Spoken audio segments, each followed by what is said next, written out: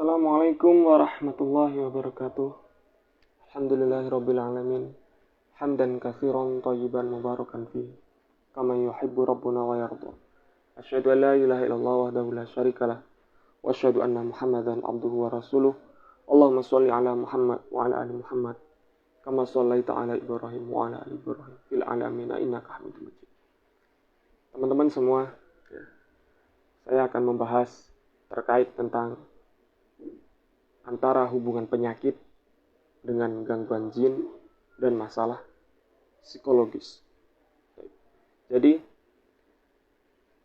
seseorang yang sakit, terkadang penyakitnya bisa diperparah karena adanya unsur gangguan jin. Nah, untuk mengetahui hal ini, tentunya kita harus mendeteksi ada atau tidak ciri-ciri seseorang yang terkena gangguan jin pada orang tersebut. Maka apabila ciri-ciri seseorang yang terkena gangguan jin itu ada pada diri orang tersebut, maka jelas dan sudah pasti penyakitnya ada campuran gangguan jin. Kemudian orang yang sakit itu, penyakitnya semakin bertambah sakit, semakin terasa nyilu tatkala gejolak jiwanya sedang bermasalah. Maksudnya psikologisnya sedang terguncang. Pembahasan ini adalah supaya kita mengetahui tahapan untuk proses kesembuhan seseorang yang sakit dengan Al-Quran, yaitu ruqyah syar'iyah. Jadi ketika seseorang itu psikologisnya sedang terguncang, dia ada tekanan batin, beban pikiran yang sangat dalam, maka penyakitnya bisa semakin parah. Apalagi jika penyakitnya itu ada campuran gangguan jin. Nah, gangguan jin itu semakin kuat tatkala kondisi psikologis seseorang sedang tidak baik.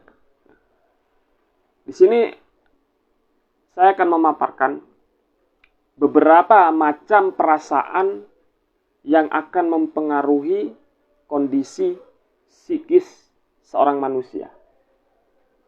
Yang pertama, dia merasakan kesedihan yang terlalu dalam, kesedihan yang berlarut-larut, kesedihan di masa lalu, yang hingga sampai detik ini dia masih merasakan kesedihan itu. Kesedihan yang tak kunjung usai. Yang kedua, adanya faktor kekecewaan. Kekecewaan terhadap seseorang, entah itu keluarga, entah itu saudara, entah itu teman, entah itu suami ataupun istri. Kekecewaan yang begitu mendalam. Kemudian yang ketiga, sakit hati. Dan yang terakhir, amarah. Amarah ini menjadi dendam. Keempat sifat ini, keempat perasaan ini, ketika terkumpul dalam hati manusia, maka itu menjadi makanan bagi setan. Setan dari kalangan bangsa jin. Setan dari kalangan bangsa jin akan merongrong, memberikan was-was kepada manusia tersebut. Yang ujung-ujungnya dia nanti akan berprasangka buruk kepada Allah. Lama-kelamaan dia akan suudzon kepada Rabb-nya. Kenapa Allah memberikan saya seperti ini?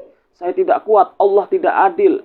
Kenapa dia jahat sama saya sedangkan dia hidupnya enak, sedangkan saya menderita? Allah tidak adil.